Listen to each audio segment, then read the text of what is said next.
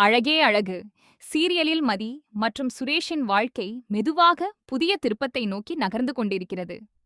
சுரேஷ் கீழே விழுந்து தலையில் அடிபட்டு வலியால் தவித்துக் கொண்டிருந்த அந்த நேரம் மதியின் மனதில் பலவிதமான உணர்வுகள் ஒன்றாக கலந்தன. சில நிமிடங்களுக்கு முன்பு வரை கோபமாக இருந்த அவளுக்கு இப்போது குற்ற உணர்வு அதிகமாக இருந்தது. இதற்கெல்லாம் நான் தான் காரணமா என்ற எண்ணம் அவளை அமைதியாக இருக்க விடவில்லை. சுரேஷ் வலியுடன் அமர்ந்திருப்பதை பார்த்தவுடன் அவள் அவனுடைய கையை பிடித்து மெதுவாக எழுப்பி படுக்கையில் உட்கார வைத்தாள். தலையிலிருந்து ரத்தம் வடிவதை பார்த்ததும் அவளுடைய பதட்டம் இன்னும் அதிகரித்தது. கோபம் எவ்வளவு இருந்தாலும் மனிதாபிமானம் அதைவிட பெரியது என்பதை அந்த தருணம் காட்டியது. இங்கேயே கொஞ்ச நேரம் அமைதியாக உட்காருங்க, நான் மருந்து எடுத்து வருகிறேன் என்று சொல்லிவிட்டு அவள் வேகமாக அறையை விட்டு வெளியே ஓடினாள். அவளுடைய முகத்தில் இருந்த பதற்றத்தை பார்த்தாலே அவள் எவ்வளவு கவலையில் இருக்கிறாள் என்பது தெளிவாக தெரிந்தது. அந்த நேரத்தில் ரேவதி மற்றும் தங்கராஜ் தங்களது அறையில் பேசிக்கொண்டிருந்தனர். கொண்டிருந்தனர். திடீரென்று கதவு வேகமாக தட்டப்பட்டதும் இருவரும் அதிர்ச்சியடைந்தனர். தங்கராஜ் கதவை திறந்தவுடன் வெளியே நின்றிருந்த மதியை பார்த்தார். அவள் மூச்சு வாங்கிக் கொண்டே ஃபர்ஸ்ட் எய்டு பாக்ஸ் கொஞ்சம் கொடுங்க என்று கேட்டாள். அவளுடைய குரலில் இருந்த அவசரம் தங்கராஜை பதற வைத்தது. என்ன நடந்தது என்று கேட்டபோது, சுரேஷ் கீழே விழுந்துட்டார், தலையில் அடிபட்டிருக்கு என்று மதி கூறினாள். உடனே தங்கராஜ் ரேவதியிடம் மருந்து பெட்டியை எடுத்து வரச் சொன்னார். ரேவதி அதை கொண்டு வந்து கொடுத்ததும் மதி அதை வாங்கிக் கொண்டு எந்த வார்த்தையும் பேசாமல் வேகமாக அங்கிருந்து ஓடினாள். அவளுடைய மனதில் ஒரே எண்ணம் மட்டுமே இருந்தது. சுரேஷின் காயத்திற்கு உடனடியாக சிகிச்சை அளிக்க வேண்டும் என்பதுதான் அது. மதி அறைக்குள் வந்து சுரேஷின் அருகில் அமர்ந்தாள். மிகவும் கவனமாக அவனுடைய தலையில் ஏற்பட்ட காயத்தை சுத்தம் செய்ய தொடங்கினாள்.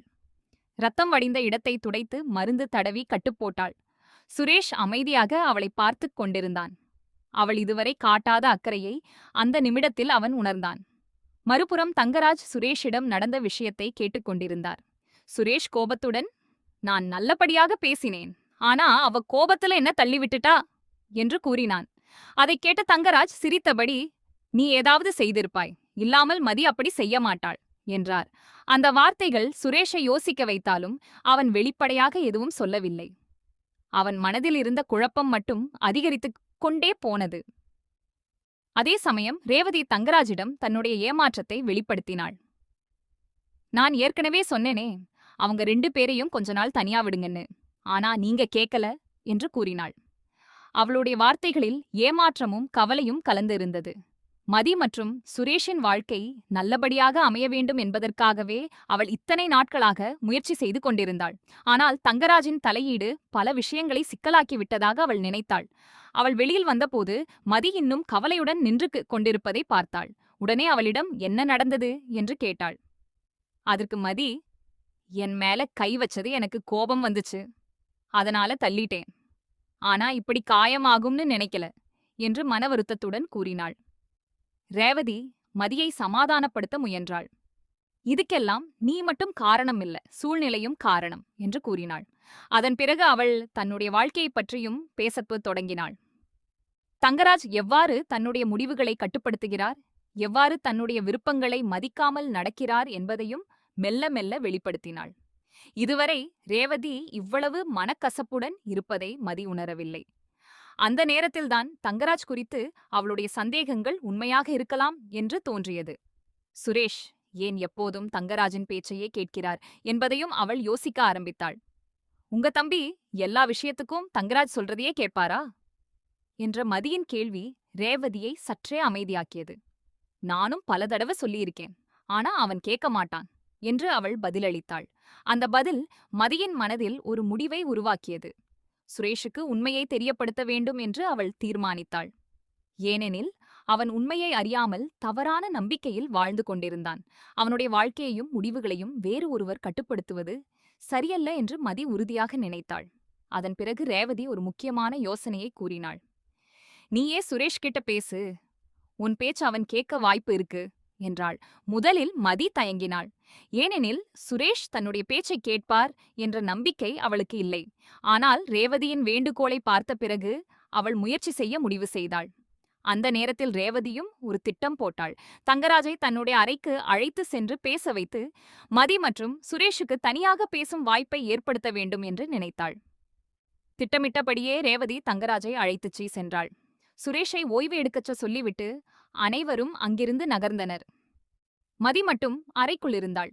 அவள் மெதுவாக கதவை மூடி தாழ்பாள் போட்டாள்.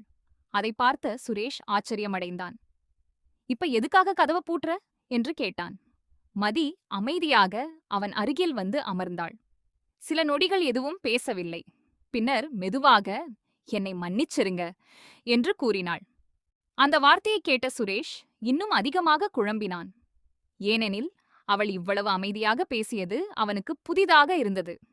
அதன் பிறகு மதி நேராக விஷயத்திற்கு வந்தாள். உங்களுக்கு சொந்தமா யோசிக்கிற பழக்கம் இருக்காதா என்று கேட்டாள். சுரேஷ் அதிர்ச்சியடைந்தான். என்ன சொல்ல வர்ற என்று கேட்டான். அதற்கு மதி, எல்லா விஷயத்துக்கும் தங்கராஜ் சொல்றத மட்டும் கேக்குறீங்க, உங்களுக்குன்னு ஒரு முடிவு இல்லையா என்று கேட்டாள். அந்த கேள்வி சுரேஷின் மனதில் சலனத்தை ஏற்படுத்தியது. ஆனால் அவன் உடனே தங்கராஜை ஆதரித்து பேச ஆரம்பித்தான்.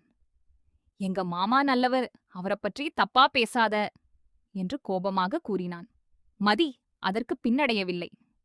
நீங்க நினைக்கிற மாதிரி அவர் இல்ல என்று உறுதியாக கூறினாள்.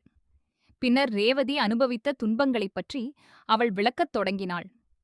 தங்கராஜ் எவ்வாறு ரேவதியின் உணர்வுகளை புறக்கணிக்கிறார், எவ்வாறு அவளை கட்டுப்படுத்துகிறார் என்பதையும் கூறினாள். ஆரம்பத்தில் சுரேஷ் நம்பவில்லை. ஆனால் மதி ஒவ்வொரு விஷயத்தையும் எடுத்துக் கூறிய போது அவன் மனதில் சந்தேகங்கள் தோன்ற ஆரம்பித்தன. அவன் இதுவரை கவனிக்காமல் விட்ட பல சம்பவங்கள் நினைவுக்கு வந்தன. மதி தன்னிடம் இருந்த ஆதாரங்களையும் காட்டினாள். ரேவதி தனியாக பேசும்போது கூறிய உண்மைகளை அவள் பதிவு செய்து வைத்திருந்தாள். அந்த வீடியோவை சுரேஷிடம் காட்டியபோது அவன் அதிர்ச்சியில் உறைந்து போனான். தன்னுடைய அக்கா இவ்வளவு வேதனையில் வாழ்ந்து கொண்டிருக்கிறாள் என்பதை அவன் இதுவரை உணரவில்லை. தங்கராஜை பற்றி அவன் வைத்திருந்த உயர்ந்த மதிப்பு அந்த நிமிடத்தில் உடைந்து போகத் தொடங்கியது. அவனுடைய மனதில் கோபம், வருத்தம், ஏமாற்றம் என பல உணர்வுகள் ஒரே நேரத்தில் எழுந்தன. நீ இல்லன்னா எனக்கு உண்மை தெரியவே தெரியாது என்று சுரேஷ் மதியிடம் கூறினான். அவனுடைய கண்களில் நன்றியும் வருத்தமும் தென்பட்டது. இதுவரை தன்னை தவறாக புரிந்து கொண்டதற்காக அவன் மன்னிப்பு கேட்டான். அதே நேரத்தில் தங்கராஜிடம் நேரடியாக கேள்வி கேட்க வேண்டும் என்ற முடிவையும் எடுத்தான். மதி அவனை தடுக்க முயன்றாள். இது நைட் நேரம், காலையில பேசிக்கலாம் என்று கூறினாள். ஆனால் சுரேஷ் ஏற்கனவே முடிவு செய்து விட்டான். தன்னுடைய அக்காவுக்காக இப்போது பேசவில்லை என்றால் இனி ஒருபோதும் பேச முடியாது என்று நினைத்தான். அவன் வேகமாக கதவைத் திறந்து வெளியே சென்றான். தங்கராஜின் அறைக்குச் சென்று கதவை தட்டினான். தங்கராஜ் வெளியே வந்ததும் சுரேஷின் முகத்தில் இருந்த கோபத்தை பார்த்து அதிர்ச்சியடைந்தார். என்னடா மச்சான் என்று கேட்க முயன்றார். ஆனால் சுரேஷ் அவருடைய சட்டையை பிடித்து நிறுத்தினான். இதுவரை அமைதியாக இருந்த அவன் அந்த இரவு முதன்முறையாக தன்னுடைய உணர்வுகளை வெளிப்படுத்தினான்.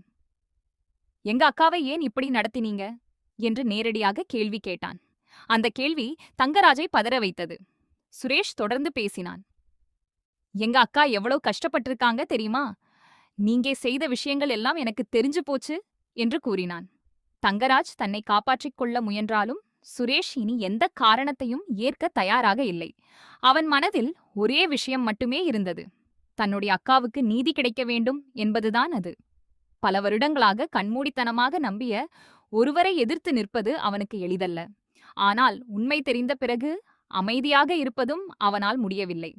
இந்த காட்சிகளை தூரத்திலிருந்து பார்த்து கொண்டிருந்த மதி மிகவும் உணர்ச்சி வசப்பட்டாள்.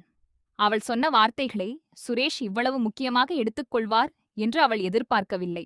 தன்னுடைய அக்காவுக்காக அவன் இவ்வளவு தைரியமாக நிற்பதை பார்த்தபோது அவளுடைய மனதில் அவனைப் பற்றிய மரியாதை அதிகரித்தது. இதுவரை அவனை தவறாக புரிந்து கொண்டிருந்தோமோ என்ற எண்ணமும் அவளுக்கு வந்தது.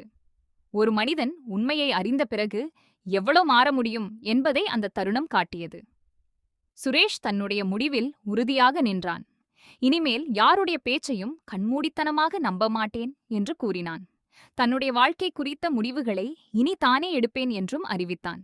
அந்த வார்த்தைகள் மதியின் மனதில் ஒரு புதிய நம்பிக்கையை உருவாக்கின. அவர்களுக்குள் இருந்த தூரம் மெதுவாக குறையத் தொடங்கியது. கோபம் மற்றும் தவறான புரிதலால் ஆரம்பித்த உறவு இப்பொழுது புரிதல் மற்றும் நம்பிக்கையின் பாதையை நோக்கி நகர்ந்தது. இறுதியாக சுரேஷ் திரும்பி வந்தபோது மதி அவனை பார்த்து புன்னகைத்தாள். அவன் செய்த செயலுக்காக அவள் மனதார பாராட்டினாள்.